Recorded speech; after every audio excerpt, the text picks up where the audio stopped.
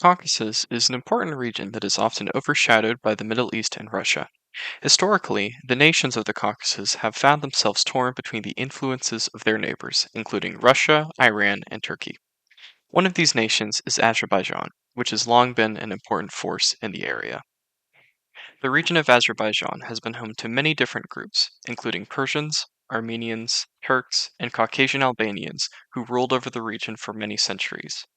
In the 11th century, the Turkic Seljuk dynasty launched a series of invasions into the region, which led to a large population increase of Muslim Turkic peoples. Over time, the Turkic population became dominant in the region, but unlike other Anatolian Turks, the Azerbaijani Turks adopted Shia Islam like Persia. In the following centuries, the region would sometimes be independent, such as during the rule of the Shirvan Shah dynasty, and at other times it was under the direct control of Persia. This was until Persia was forced to cede the lands of Azerbaijan to Russia, following their loss in the Russo-Persian Wars of the early 1800s. As part of the Russian Empire, Azerbaijanis were subjected to Russian colonization efforts and ethnic discrimination, as well as religious favoritism. Russia did, however, invest heavily into the newly discovered oil reserves, which led to a lucrative oil rush in the 1870s. Most of the investment and development was centered on the new regional capital of Baku, which became an important trading hub. At the start of the 20th century, the status quo of the region began to deteriorate as a result of the collapse of the Russian Empire and the rise of the Bolsheviks. Although Azerbaijan declared independence and formed a republic, it was soon invaded by the Bolsheviks and later incorporated into the new Soviet Union, following the end of the Russian Civil War. Under Soviet rule, Azerbaijan was incorporated into a Soviet Socialist Republic, which, while somewhat autonomous, was still under the control of Moscow. The region underwent large urbanization and industrialization efforts, eventually leading to some economic diversification away from oil, resulting in a large cotton industry. During the final years of the USSR, Azerbaijan dealt with increasing ethnic violence with Armenians, which ultimately led to Azerbaijan declaring independence from the Union on August 30th, 1991. The newly independent Azerbaijan and Armenia fought each other over the contested area of Nagorno-Karabakh from 1992 to 1994. This area was an enclave within Azerbaijan that was composed mostly of ethnic Armenians, with a sizable Azeri minority. In 1988, the Nagorno-Karabakh region sought to become part of Armenia. Ethnic Azeris began to leave Karabakh and Armenia, while ethnic Armenians left Azerbaijan. The ensuing conflict saw ethnic cleansing on both sides and ended in a Russian-brokered ceasefire. The ceasefire resulted in Nagorno-Karabakh being absorbed into Armenia, who continued to occupy the territories they captured in the war. Both countries expelled hundreds of thousands of each other's peoples over the course of the war, and this conflict only led to future tension. That tension would lead to conflict again on September 27, 2020, when Azerbaijan launched an offensive into Nagorno-Karabakh and the surrounding territories. It ended with a ceasefire on November 10th, which saw Armenia ceding the surrounding territory and then withdrawing their forces. Then, in late 2022, a blockade of the Lakin Corridor, which is the only road connecting Nagorno-Karabakh to Armenia, was started by Azerbaijanis claiming to be climate activists. In April, the Azerbaijani military established a checkpoint at the corridor, eventually blocking all food and medicine from entering the region. Then, on September 19th, 2023, Azerbaijan launched an invasion of the region. The local government quickly surrendered, and the entire region was annexed into Azerbaijan. This resulted in the exodus of nearly the entire Armenian population in Nagorno-Karabakh. An important force behind Azerbaijan's success is their strong economy. Azerbaijan long had the most developed economy in the Caucasus, dating back to the Soviet times. The oil industry is largely behind their economic success, which can be seen from their modern capital of Baku. However, the economy was not very diversified. Today, their largest industries are still oil and natural gas, accounting for roughly 90% of their exports.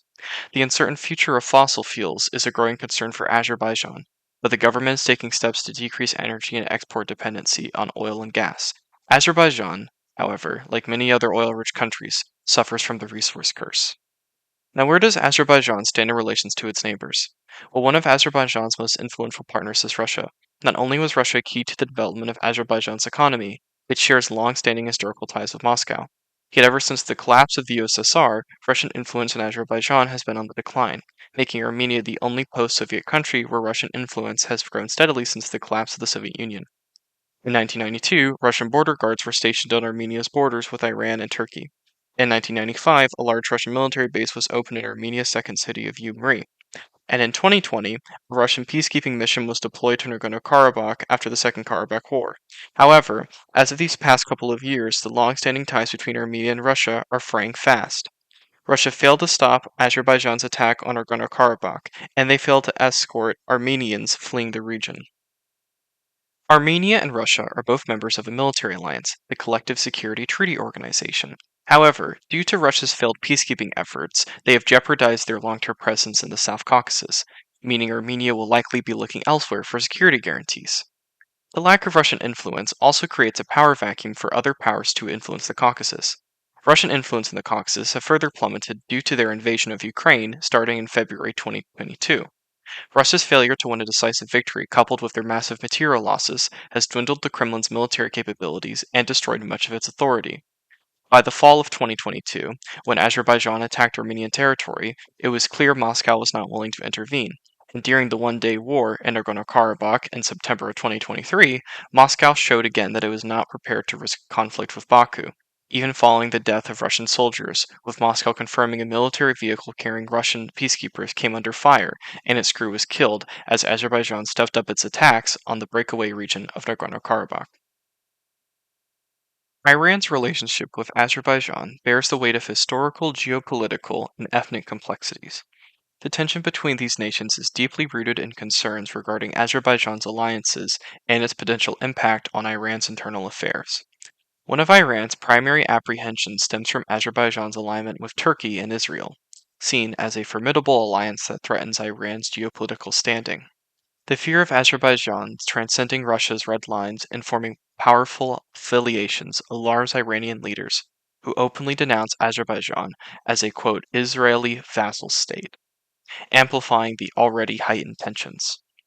At the heart of Iran's unease lies the substantial Azerbaijani population within its borders, exceeding 20 million and largely concentrated in the northern region.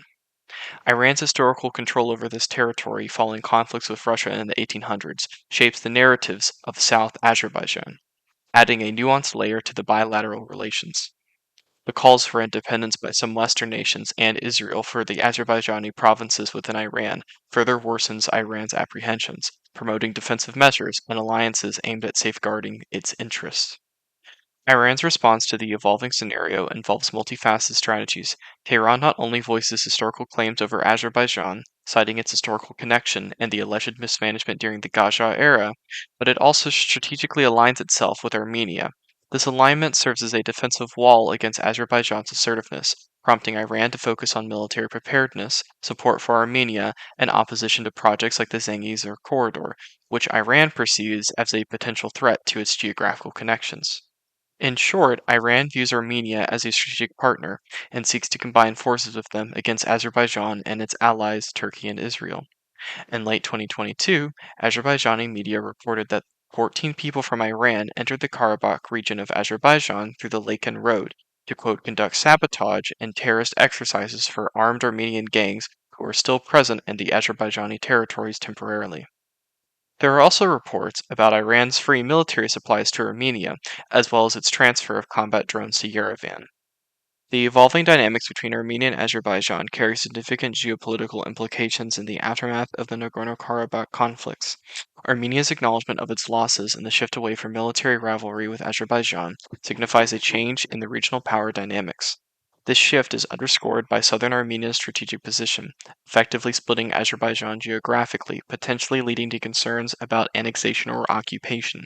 This geographical division poses a considerable challenge, one that could provoke territorial ambitions or claims from either side, and the failure to recognize the Armenian genocide adds an additional layer of tension to the already strained relations between Armenia and Azerbaijan. The territorial maps resulting from the Nagorno-Karabakh Wars and the subsequent recognition of Azerbaijan's retaking of these territories from the Second War, recognized by several nations, including Iran, alters the geopolitical balance in the region. Azerbaijan's president's assurance that his country has no intentions of occupying Armenian territory provides some diplomatic reassurance amid escalating tensions.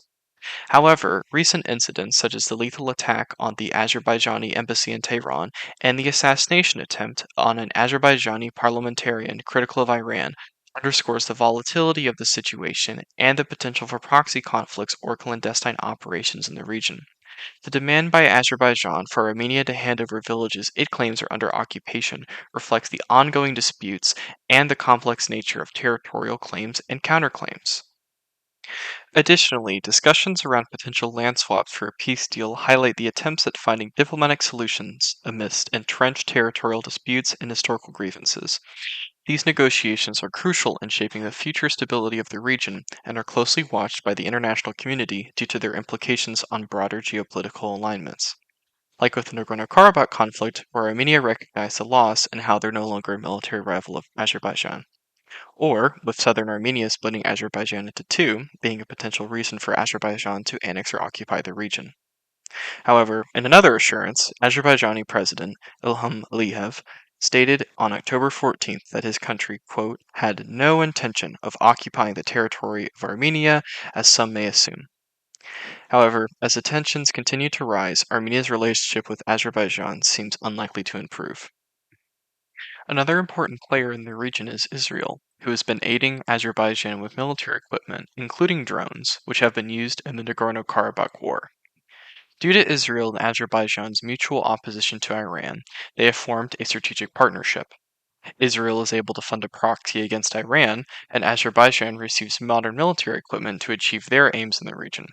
Which is why, following October 7th, Azerbaijan has taken a fairly neutral stance toward the war in Gaza, something that most other majority Muslim nations in the region haven't done. This is because of the strong hidden relations between Israel and Azerbaijan. India is another player who aims to establish itself as a reliable defense player globally and secure its national interests regionally by containing Pakistan and forming a partnership with Armenia. Meanwhile, France has its own self interest in giving military aid to Armenia, since France has Europe's largest Armenian diaspora. Azerbaijan has denounced France's military aid to Armenia, further stating that it could create, quote, a path to a new war. Russia has also denounced French arms sales to Armenia, taking Azerbaijan's side in the dispute.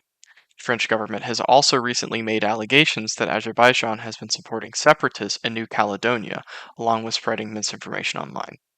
While the Azerbaijani government has denied these claims, these incidents highlight the tension between both countries. While Israel provides Azerbaijan with military aid, Russia also used to provide weapons at a discount rate, but as a result of the Russo Ukrainian war, their supplies are no longer on the market. Lastly, there is Iran that views Armenia as a strategic partner due to their mutual opposition to Azerbaijan. Now let's try to understand this. Iran, an authoritarian religious state known for funding radical Islamic militia groups, is helping the oldest Christian nation in the world. Israel, a longtime rival of Iran, is supporting a Muslim nation which follows the same type of Islam as Iran. Meanwhile, India and Pakistan are taking their rivalry into the Azerbaijani Armenian conflict, with Pakistan supporting Azerbaijan and not even recognizing Armenia as a country, with India supporting Armenia. Now, even though Israel and India hold a strong bond, they're supporting opposite sides in this conflict.